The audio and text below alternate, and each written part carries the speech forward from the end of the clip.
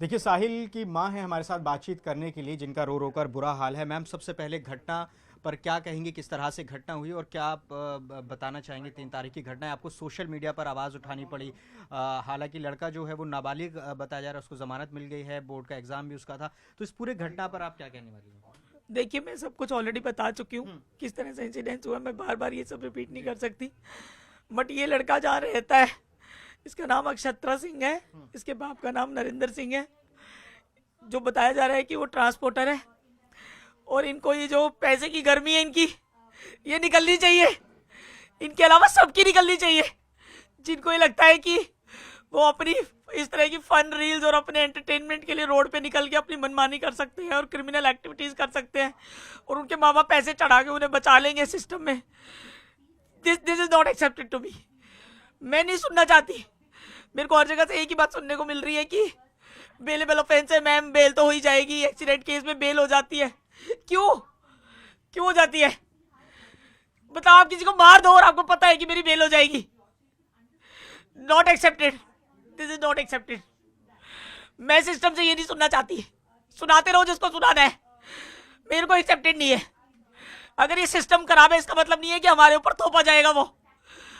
अगर लॉ खराब है, उनमें चेंजेस होने चाहिए। अगर चीजें गलत है, ठीक होनी चाहिए। इसका बाप कहाँ है अभी तक? इनको क्या लगा कि मैं अपने बच्चे की लास्ट राइट्स करने में बिजी हूं? मैं चुप बैठ गई? मैं चुप नहीं बैठूंगी। इसके घर से खींच के निकालो। इसके बाप को, कहाँ है वो जिसने अपना राक्षस बेटा छोड़ रखा है? ऐसे राक्षस छोड़ रखे हैं दूसरों के बच्चों को उड़ाने के लिए। मैम, रील बना रहे थे वो, ऐसा आपने बताया। एक रील भी आपने शेयर किया है, क्या ये वही रील है जो ये उस दिन वही रील एक्सीडेंट है। हुई थी? ये वही रील है। उसकी बहन बना रही है अपनी गाड़ी के अंदर से। हम्म। ये वही रील है।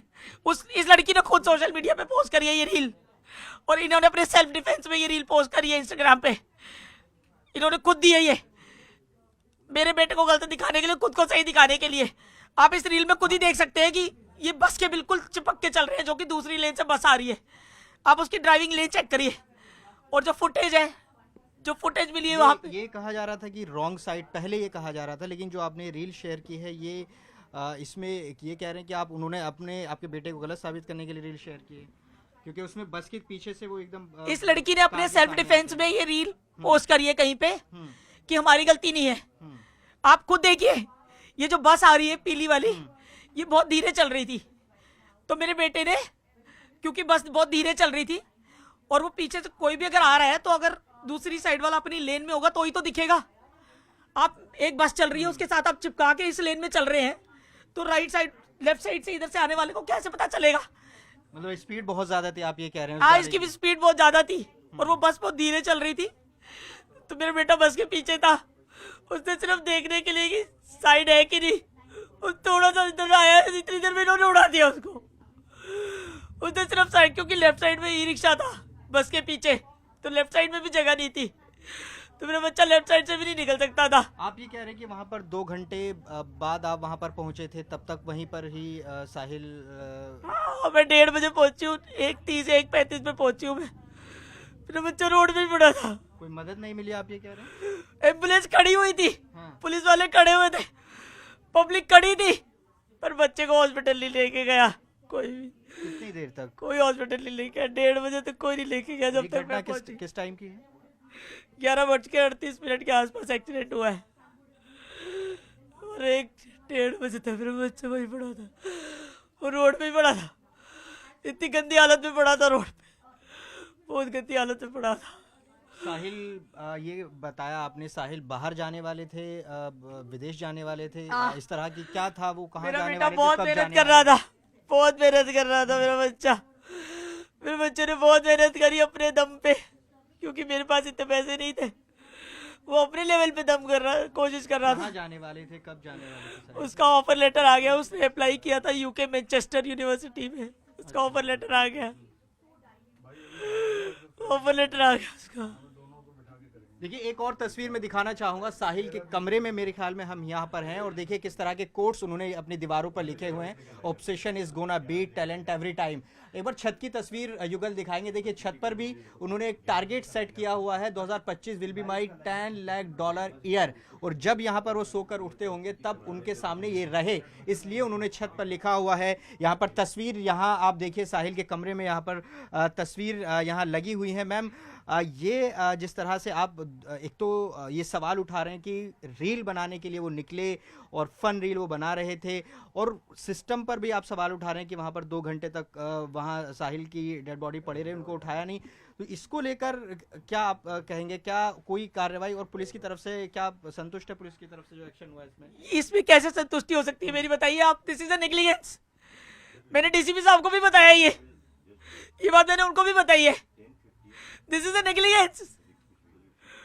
जिंदा है या मरा है, who are you to declare? Who are you?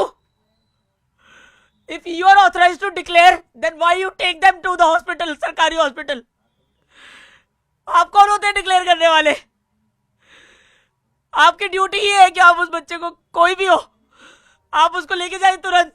Government ने फैसिलिटी दी है आपको, आप लेके क्यों नहीं गए मेरे बच्चे को? मेरा बच्चा 2 घंटे तक वहां पे, वो इतना फालतू है, किसी का बच्चा इतना फालतू है, आपको शर्म नहीं आई? वो इतना यंग बच्चा देख के आपका दिल नहीं दहला कि कितना छोटा बच्चा है, इसको हमें प्रायोरिटी पे लेके जाना चाहिए? देखिए माँ के आंसू नहीं सूख रहे हैं इसमें, और आप क्या मांग करना चाहती हैं ये देखिए, मेरा बच्चा was not an ordinary child. ये उसका ड्रीम हो, मम्मी मैं आपको इस घर में रखूंगा, मम्मी आपने मेरे लिए इतनी स्ट्रगल करी है ना, I'll make you feel proud। ये उसका ड्रीम हो, ये उसकी ड्रीम गाड़ी, ये सब अपने कमरे में उसने खुद करा है। ये सपने थे मेरे बच्चे के। एक जो नाबालिग है उसके पहले भी चालान हुए थे इस गाड़ी के, ये भी जानकारी सामने आ रही है। अगर इस पर पहले से एक्शन लिया जाता तो शायद ये एक्सीडेंट नहीं। बिल्कुल, ऐसी खतरनाक गाड़ियां जो चल रही है और उनके रोज ओवर स्पीडिंग और रैश ड्राइविंग के चालान आ रहे हैं, पुलिस ने अभी तक उस गाड़ी को बंद क्यों नहीं करा? इतने मल्टीपल चालान है, यूपी स्टेट के अंदर भी इसके सारे ओवर स्पीडिंग के चालान है। यूपी स्टेट के अंदर भी आप चेक कीजिए, आप रिकॉर्ड निकालिए, यूपी स्टेट के अंदर इसके कितने चालान है सारे ओवर स्पीडिंग के। दिल्ली के 13 चालान मैंने रिकॉर्ड निकाला है। ठीक है, ये किसी भी स्टेट में जा रहा है वहां पे यही सब कर रहा है। ये साहिल की माता जी हैं, तमाम तरह के सवाल ये पूछ रही हैं, सिस्टम से पूछ रही हैं, और ये सवाल उठा रही हैं कि आखिर इसमें पुलिस ने कोई एक्शन अभी तक सख्त क्यों नहीं लिया, ताकि इन्हें एहसास हो सके कि इन्हें इंसाफ मिला है। जी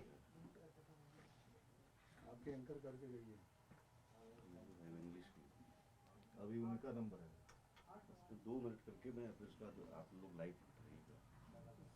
बस एक सवाल और रिकॉर्ड करेंगे, बस हो गया 1 सेकंड, चलिए 11 बजे लाइव आप सब चलिए बाद में आए और बस 1 सेकंड बाबा, 1 सेकंड मैं चले।